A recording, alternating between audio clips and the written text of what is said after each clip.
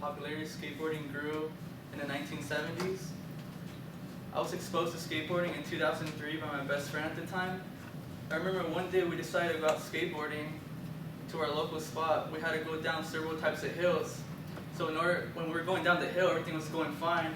It wasn't until we got to the second hill where I became concerned because my friend started to go way faster than I was. So as I tried to catch up to him, I saw him fly off his skateboard and he hit his head on the concrete severely. This is a picture of him. And from then I knew how dangerous skateboarding was without safety equipment. According to 2011 Life Science News, there are more than 70,000 skateboard injuries reported annually. If people keep skating without the proper protection, then we're bound to increase more injuries and deaths. So it's up to us to try to make this change before you, your friends, or your family become part of a skateboarding catastrophe.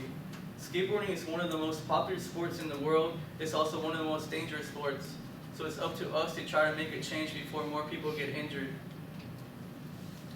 In order for us to start making a change, we must understand the dangers of skateboarding, why people keep skateboarding without the proper equipment, and we'll go over some solutions that we can do in order to prevent further injuries. According to the Huffington Post, in 2013, there are more than 11 million skateboarders worldwide. Sadly, thousands of these skateboarders keep getting hurt every year. According to a trauma coordinator from the Children's Hospital, in 2003, there were more than 80,000 skateboard injuries annually. This was more than 10,000 in the previous year, proving that skateboard injuries have increased. A lot of these injuries included concussions, broken bones such as wrists and legs,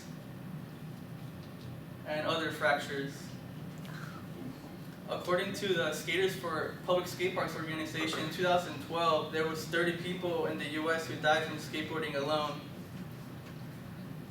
A lot of these people died from head trauma from hitting their head too hard on the concrete, and others died from colliding with vehicles when they were skating out in the streets.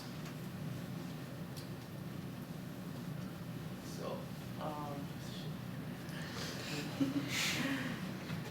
it seems like in modern skateboarding helmets and other equipment have become extinct.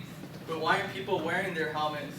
The answer is simple: because it is uncool and it's not enforced and others feel uncomfortable.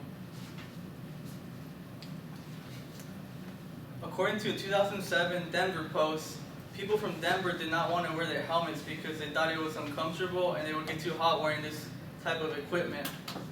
They would say the helmets were too bulky, and when they tried to skateboard, it would just throw them off balance.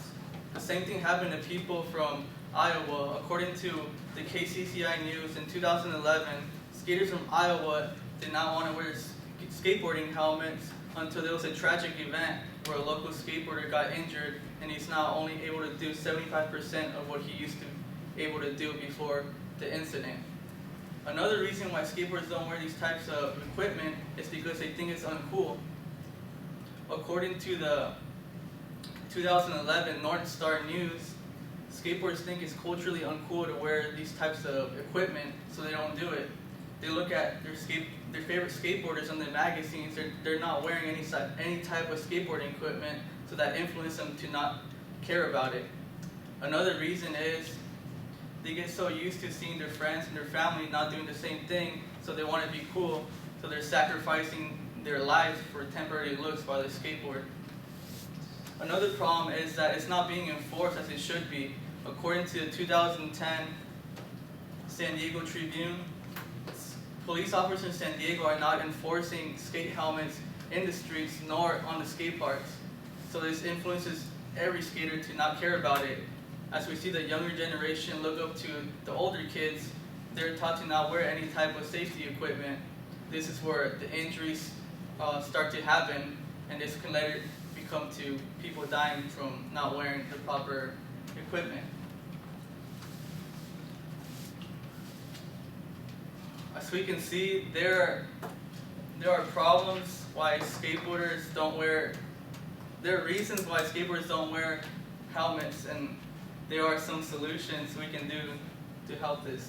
One thing you can do is contact your mayor. Being a resident in San Diego, I will contact my mayor named Kevin L., and I will explain to him in a letter that out of 30 people who died from skateboarding, 18 of them were strictly from California. So this will influence them to look into the problem even more and enforce laws around the city. Another thing I can do is send a similar letter to the Go Skateboarding Foundation, at which they can help influence people wear helmets and other types of equipment through social media. Lastly, I will donate to the Tony Hawk Foundation, because the Tony Hawk Foundation puts out skate parks throughout the U.S.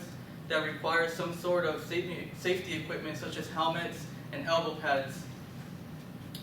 Having reviewed some solutions that you can do to help people want to use safety equipment, it's up to you and I to make this change.